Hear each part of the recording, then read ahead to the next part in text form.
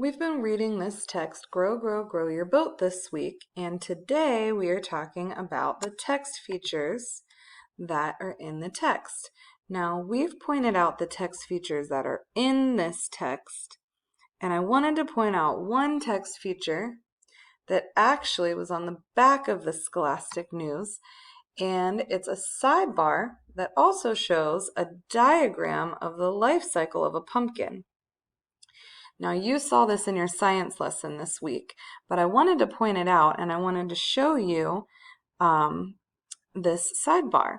So you are using this in your science lesson this week, but it is an important text feature that's part of the text. So I can see now, I know that this doesn't talk about pumpkin boats, but now I have a better understanding of how a pumpkin grows. It starts as a seed.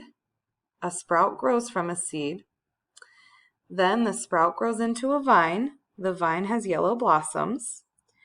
Step 3, the blossom dies and a small green pumpkin grows.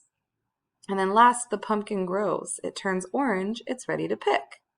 So again, this isn't part of the text, but it's more information that helps me better understand pumpkins.